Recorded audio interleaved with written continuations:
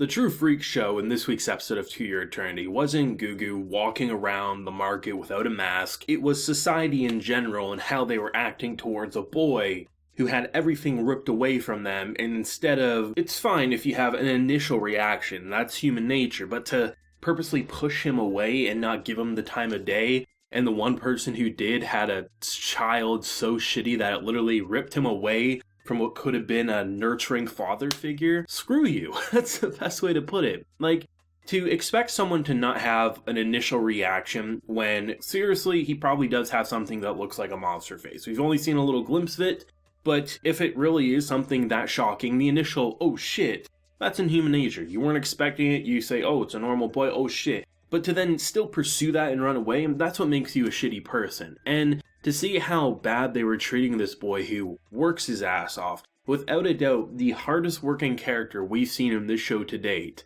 And to see how many characters pushed him away, it was heartbreaking, it absolutely was. It's bad enough that the person who seemingly gave you a chance at a second life, like, put something in your stomach that allows you to have alcohol inside you, basically using you as a brewery, that sucks. You know, seriously, no one's coming after you. You feel like your original brother left you, your foster family's leaving you, and what do you have to show for it? Nothing. And when we saw the master, the boss that he worked for, up until obviously the old man and old woman here, I like how initially he was scared because, I mean, he comes back wearing a mask. Obviously, it's a little worrisome, but he's a hard worker. Of course, he's going to take him back. And I love how, even when things shock him, he doesn't throw him away. He actively tries to bring him back. There isn't an ounce of doubt in my mind that he believes that he's truly a monster. He probably just feels bad for him, and yeah, like, seriously, it's just so heartbreaking to see, like, at every step of the way, you would say, oh, finally, he's having a normal family. He got a second chance with the brewery, that fell on its face. He has a normal chance, even if the other bits of the family are trash. This is a true, down-to-earth husband-father who is a good person. No matter what happens, he's right there with him. He's not afraid to stand next to this boy. I thought they were going to go that direction when he originally threw away his helmet and he walked up saying, hey, why are you not wearing your helmet? Obviously, the natural response is, yeah, it's going to look bad for me because people are going to attack us, but I'm not going to, shun the boy for just wanting to live a normal life. And he stuck by him. He really, really did. And he was disappointed when he didn't show up. I really appreciate having that bit of humanity sprinkled in this freak show. This, how everyone made a mockery of him. From the kidnapping to, just the shocking revelations, it was a heartbreaking episode in a unique way. And I've complimented over the reviews how every arc has a different sense of, like, a way to make you sad or depressed. It's not just, here's a character death, or here's this or that. We go from poverty, we go from lack of family, we go from isolation and depression, right? There's so many different emotions that are able to be conveyed. And by taking it slow and saying, hey, we can have an arc that's 10 episodes if we want to, we can explore something so interesting. And the fact that we end the episode with two monster brothers coming together and being proud of being a monster, Fushi coming in as the wolf, going into the bear, saving him from being kidnapped, and the fact that he's saying, I can't grow up without you. I think, on one hand, I do highly disagree with what this old man did to him by putting something in his stomach, unless it's something that actually saved his life, which maybe that's the case.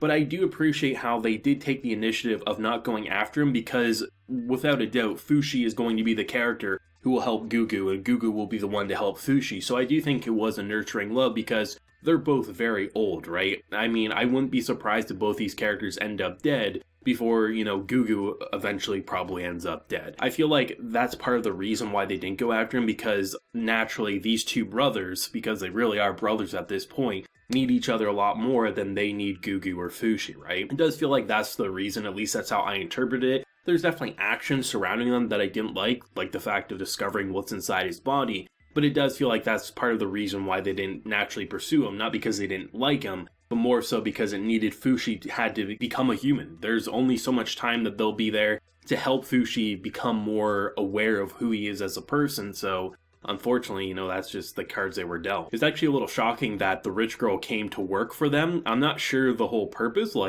is there more to it than that? Is it more than just, she has a crush on Fushi? Is there something more going on? Does she have a life-threatening injury? Does she only have so much time left to live? Right? There's so many different things happening, and I question, is it just going to be like romantic tension, or is there something more plot-driven that's driving her to do that? Which will be interesting to see, because Even though the preview doesn't give too much away, unless I wasn't observing properly, it does feel like we'll get a bit more into her character next week, which I really enjoy. And I think the idea of the brother giving away the ring, which could have let him live a life of luxury, to a deadbeat brother who was thrown on the street, I think it was a bar, by what it seemed like anyway. Either way, he's skinny, he's malnourished, he has nothing going on for him. And the cliche is whenever you have these types of stories, ultimately you give back to that person who betrayed you, but you kind of cut them off. That's almost always what happens. We were talking about it in the comment section last week, and exactly as such happens. But cliches don't always have to be bad. When you say cliche, people will say, oh, you're attacking it.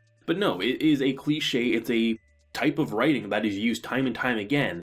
But here, it's actually pretty unique, because the initial interaction was, I don't have a brother, I'm a monster, you have a chance at hopefully turning your life around. I don't want anything to do with you, but ultimately, hopefully you do better, because he still does care for him for the past, but he doesn't care for him in the present. And the fact that he's walking away saying a monster like him, even if he sold it, he would never be treated as a human. He's hating himself as a monster, but in the end, a monster is what saved his life, so he's proud to be the Monster Brothers. And I think it's really interesting. You go from literally handing a life of wealth and luxury to your deadbeat brother, but then you end up gaining something so much more, almost saying like money doesn't buy happiness. And I really like that. I think it's a sweet message, and it turns something that I think most of us probably saw coming a mile away. That ring was either going to cause a lot of wealth to eventually be given to the brother, or the ring would never be sold. Those are like the two things that would happen. The whole idea of him like selling it for himself just never seemed likely. And honestly, I like the direction they went with. I think there's a lot of potential with these two, and every single character that Fushi has interacted with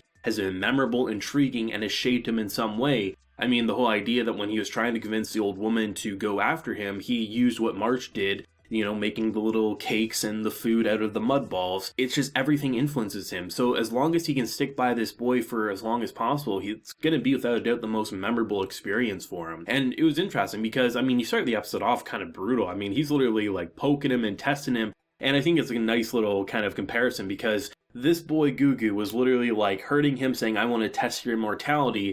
And then shortly after that scene, we realized that the old man kind of did the same thing to him. And reality's a bit of a bitch, and I think karma's a bit of a bitch in its own way. But it's interesting because it does seem like anything that influences him, so pain is a big factor. If a knife cuts him, he can actually replicate the knife. But if a stick with fire on it hurts him, the stick is what is replicated. But this on the same thing, good things that influence him, March, Gugu, all these characters also. So it's interesting. It just has to have a really big emotional or physical appeal to him, and that will be something he can replicate and mimic going forward. Really cool details. They're still finding new ways to make the immortality angle just all the more fascinating. To Your Eternity, to no surprise, has continued to be one of the best that this season has to offer, and probably one of the best that this year has to offer. And I'm just really excited to see where we're going to go from here. I like that characters are actually influencing. I like how every character is intriguing. The worst character, I would say, so far in this arc would be the rich girl, but even then, I'm glad she's a part of the cast, because one, she might have a really interesting story with a rich family life,